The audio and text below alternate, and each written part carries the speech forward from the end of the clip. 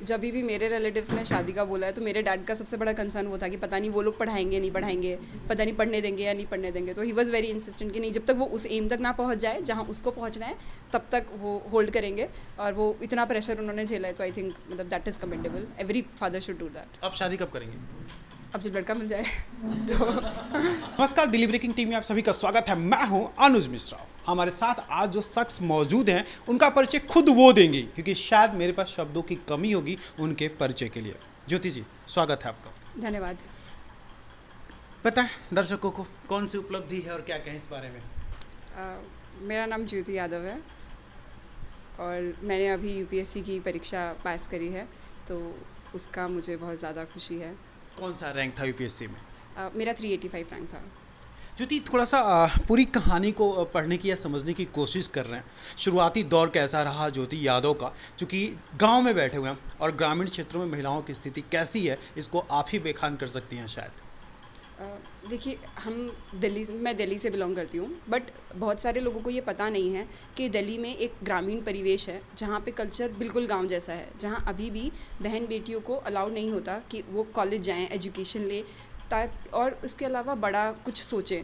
उनको एक बहुत लिमिटेड सोच के साथ पाला जाता है। ज़्यादा से ज़्यादा फोकस ये होता है कि जल्दी शादी कर दें, और अगर करियर में भी कहीं जाएं तो टीचर तक ही रहें, क्योंकि आगे टीचर की ज़िंदगी घर परिवेश को संभालने में ईजी होती है।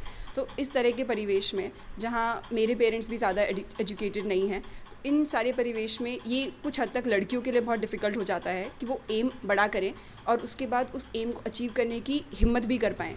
अगर वो हिम्मत भी कर पाती है तो वो जो सपोर्ट हमको फैमिली से चाहिए होता है वो काफ़ी लोगों को नहीं मिल पाता।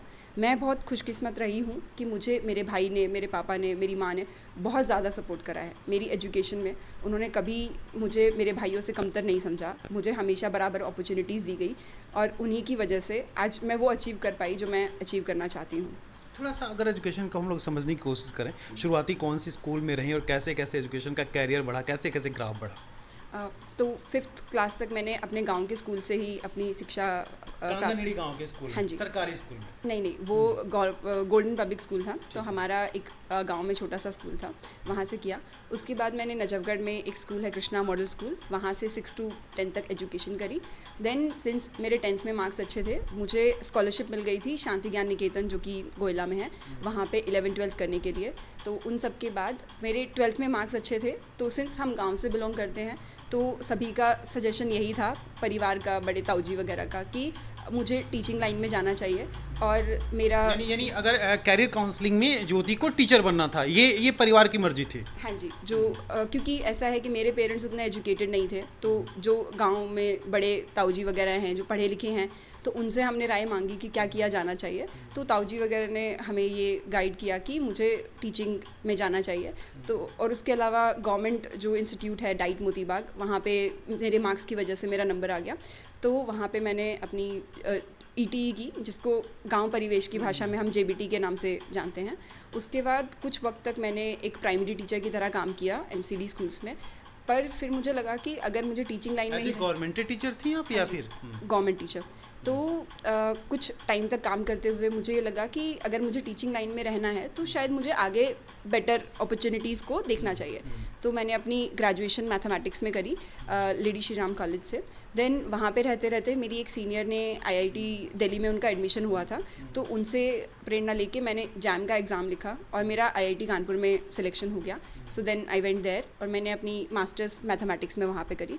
वहाँ पे रहते रहते मेरे कुछ दोस्तों ने अब्रॉड अप्लाई किया था, तो उन्होंने मुझे सजेस्ट करा कि मुझे भी अब्रॉड अप्लाई करने लेना चाहिए।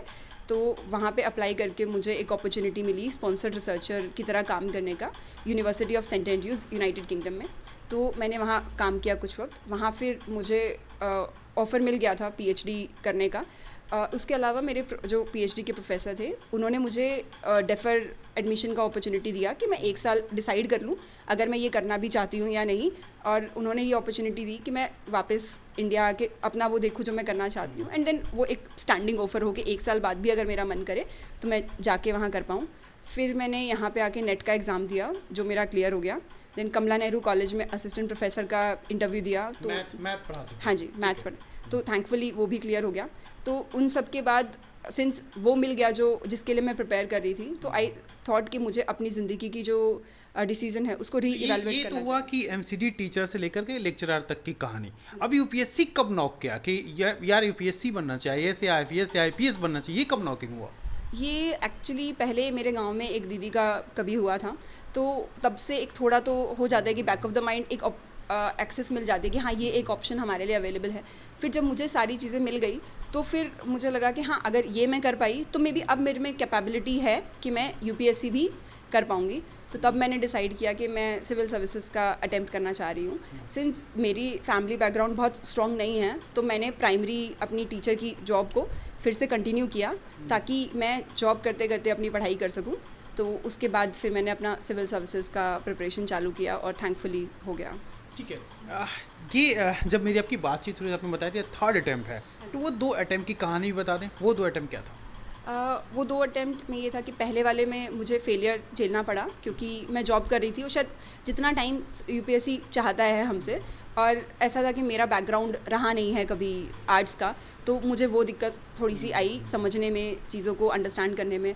फिर थोड़ा सा गाइडेंस का इशू हो जाता है हम लोगों के साथ कि यहाँ आसपास हमको मिलता नहीं है कोई जो हमको समझा पाए। कोई कर सके। हाँ, तो कि एग्जैक्टली हमको कैसे परस्यू करना है, तो उस वजह से मुझे दिक्कत आई। बट थैंकफुली उसके बाद मैं इंटरव्यू तक पहुंची, बट फाइनल इंटरव्यू के बाद मेरा नाम लिस्ट में नहीं आया था। कुछ मेंस में मेरे मार्क्स थोड़े कम रह गए थे, तो उसके बाद मैंने रीअसेस किया अपनी कमियों को एंड फाइनली इस अटेम्प्ट में I was able to score well कि मेरा नाम लिस्ट में आ जाए।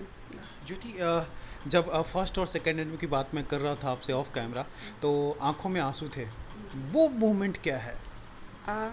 देखिए, जो एक मेरे लिए बहुत ज़्यादा इमोशनल मोमेंट है वो ये है कि सिंस मैं जब जॉब कर रही थी और मेरा पहले अटैम्प्ट में नहीं हुआ था प्री, तो जो मेरा भाई था उसी टाइम पे उसकी जॉब लगी थी एंड वो मुझे उसी दिन जिस दिन, हाँ जी, पीएनबी में वो मैनेजर लगे थे, और उसी दिन वो मुझे ले जाके उन्होंने मेरा रेजिग्नेशन दिलवा दिया था, कह के कि तुम पढ़ाई पे फोकस करो, मैं घर की जो भी फाइनेंशियल कंडीशंस हैं उनको मैं हैंडल कर लूँगा। यानी फाइनेंशियल क्राइसिस में आप लोग थे थोड़ा सा?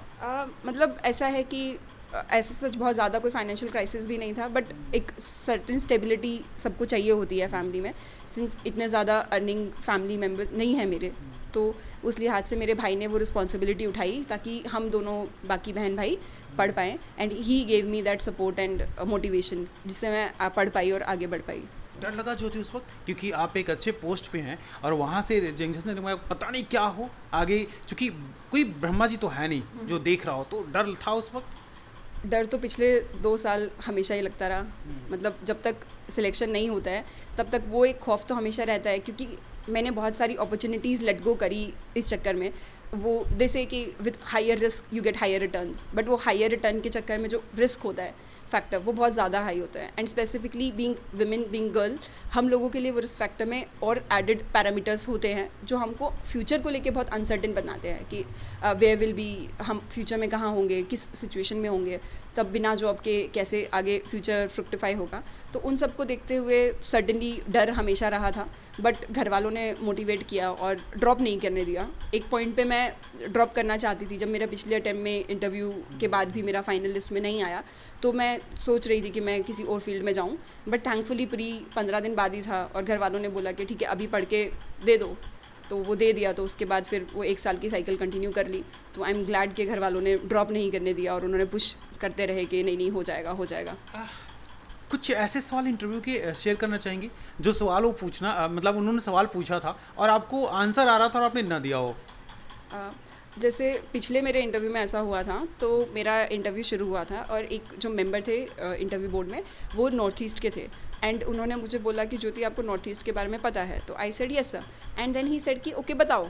तो वो जो ओपन एंडेड क्वेश्चन था, मैं सडनली बहुत ज़्यादा कंफ्यूज ब्लैंक हो गई, क्योंकि मेरे को एक मेंस के टाइम का फैक्ट याद था कि नॉर्थ ईस्ट में जो 8% एरिया है, 4% पॉपुलेशन है एंड 2% जीडीपी है, बट वो प्रेशर कंडीशन ऐसी होती है कि हम सिंपल सी बेसिक चीज़ों में फंबल कर जाते हैं, एंड उसके बाद मैं पूरा ब्लैंक हो गई और मुझे कोई आइडिया नहीं आ रहा था। सो आई सेड कि sorry sir, I am not aware of it. Then he said कि अच्छा ठीक है, ओके आपको कोई स्टेट पता है नॉर्थ ईस्ट में जिसके बारे में आपको पता हो? तो आई थॉट असम मेरे मन में आया कि असम में हम बहुत सारी चीज़ें देखते हैं, और अगेन उन्होंने वही पूछा कि अच्छा बताओ। तो मैं फिर से ब्लैंक हो गई कि ओपन एंडेड क्वेश्चन में मैं क्या बताऊँ। देन उन्होंने पूछा अच्छा असम की कैपिटल तो पता होगी? तो वो भी मैंने गुवाहाटी बोल दी, जो कि दिसपुर है। हाँ, तो मतलब ब्लंडर मैंने काफ़ी किया अपने इंटरव्यू में, but with that I would like to tell everybody कि इंटरव्यू में अगर आप कुछ चीज़ें गलत भी करते हैं तो उससे फ़र्क नहीं पड़ता है, क्योंकि वो आपसे एक्सपेक्ट नहीं कर रहे हैं कि आपको सब कुछ आए। मुझे 178 मिले उस इंटरव्यू में, क्योंकि बस वो ये देखना चाहते हैं आप उस सिचुएशन को हैंडल कैसे करते हैं। तो मैंने ग्रेसफुली उनको बता दिया था कि सॉरी सर, मेरे को अभी नहीं समझ में आ रहा है, मैं ये क्वेश्चन आपका आंसर नहीं कर पा रही हूँ। तो अगर किसी के साथ फ्यूचर में ऐसा कभी आपके इंटरव्यू में हो तो आपको घबराने की बिल्कुल ज़रूरत नहीं है। मैं घर आके बहुत घबरा गई थी कि मेरा इंटरव्यू बहुत ज़्यादा ख़राब हुआ, but I learn that lesson कि उससे कोई फ़र्क नहीं पड़ता है। वो लोग बहुत फॉरगिविंग लोग हैं और बहुत अच्छा हमको फील भी कराते हैं इंटरव्यू के टाइम पे, और बहुत वेलकमिंग होता है यूपीएससी का इंटरव्यू। इस बार क्या था, इस बार का इंटरव्यू सेक्शन कैसा था? इस बार का इंटरव्यू सेशन भी मेरा काफ़ी अच्छा रहा। मेरा जो पिछला बोर्ड था, जो मुझे पिछली बार मिला था, वही चौबे सर का बोर्ड मुझे दोबारा से मिला। सो उसमें एक क्वेश्चन में मुझसे ब्लंडर हो गया था कि सिंस मैं साइंस बैकग्राउंड से हूँ तो मैंने हिस्ट्री कभी बहुत ज़्यादा पढ़ी नहीं, और एक जो मेंबर थे उन्होंने मुझसे क्वेश्चन पूछा कि पिछले 5000 सालों में आपके कौन से 3 हिस्टोरिकल माइलस्टोन्स है इंडिया के जिसको आप सबसे बड़ा मानती हैं। एंड हमारा ऐसा है कि 1857 के पीछे की हिस्ट्री तो कभी वो टच ही नहीं करी। हाँ, तो वो टच ही नहीं करी, क्योंकि रिस्क रिटर्न और इन्वेस्टमेंट थोड़ा उसमें कम होता है। तो मैंने वो 1857, 1947 एंड 1991 एलपीजी रिफॉर्म तक बोला। तो फिर जो मेंबर थे उन्होंने बोला कि आपको लगता है कि, अब चेयरमैन ने मुझे टोका तो उन्होंने बोला कि आपको लगता है कि यही सबसे बड़े इवेंट थे। सो देन थैंकफुली मैंने उस चीज़ को संभाला। मैंने उन्हें बोला कि सर, मेरी ज़िंदगी में, मेरे लाइफ टाइम में इन 3 इंसिडेंट का सबसे बड़ा योगदान है। उससे पहले जो हुआ उसको मैं अपनी ज़िंदगी में नहीं देख पा रही हूँ। तो फिर सब हंस पड़े, तो आई थिंक हैंडल हो गया। वो एक मोमेंट था जो अच्छा रहा। तो अब कैसा लग रहा है ज्योति?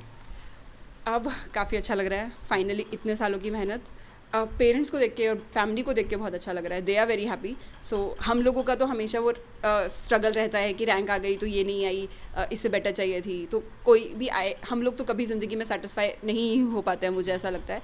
वी ऑलवेज फाइंड वेज के ये कमी रह गई, बट पेरेंट्स को देख के और फैमिली को देख के बहुत ज़्यादा अच्छा लग रहा है। That they are very happy, they feel very content, they feel very proud. कभी ऐसा सिचुएशन हैंडल किया कि गांव से निकल के जा रहे हैं और कभी लगा कि लड़की है, बहुत दूर जा रही है, हमेशा पढ़ने के बहाने से घूमती रहती है, मम्मी पापा ने भी कहा हो कि ज्योति थोड़ा ध्यान रखना? पेरेंट्स का तो, जैसे मम्मी हमेशा वो चीज़ें हमको समझाई है कि हम, देखिए क्या है कि जितनी आपको रिस्पॉन्सिबिलिटी, जितनी आपको अपॉर्चुनिटी दी जाती है ना, उसके साथ कॉमनसरेट रिस्पॉन्सिबिलिटी आती है खुद ही। तो सिंस मुझे कंपेयर टू माई सिस्टर्स मुझे बहुत ज़्यादा अपॉर्चुनिटीज़ दी गई मेरी फैमिली की तरफ से, तो वो हमेशा मेरे बैक ऑफ द माइंड में रहा कि कुछ ऐसा नहीं करना है कि पेरेंट्स को ऐसा लगे कि गलत कर दिया हमने।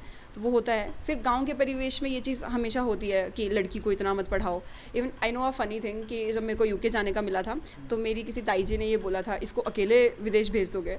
तो फिर मतलब अब ये ना कि इतनी बड़ी अपॉर्चुनिटी, आप भी चलिए मेरे साथ। फिर मैंने उनको यही बोला, नहीं नहीं पापा छोड़ के आ रहे हैं बस वापस यूके तक टैक्सी में जाएंगे, वापस आ जाएंगे। तो वो एक फ़नी इंसिडेंट था कि हम कितनी ही बड़ी उपलब्धि हासिल करें, जो फैमिली होती है बीइंग अ गर्ल, वो सिर्फ वो छोटी चीज़ देखते हैं कि नहीं लड़की को भेज रहे हो। तो थैंकफुली मेरी फैमिली में वो बैरियर नहीं था, उन्होंने मुझे नहीं रोका। They let me go and they let me have my time, so I am very glad for it. सबसे अधिक खुश कौन हुआ, पापा की मम्मी? दोनों। अच्छा, इंग्लिश, शुक्रिया। Thank you so much, it was such a pleasure, thank you so much.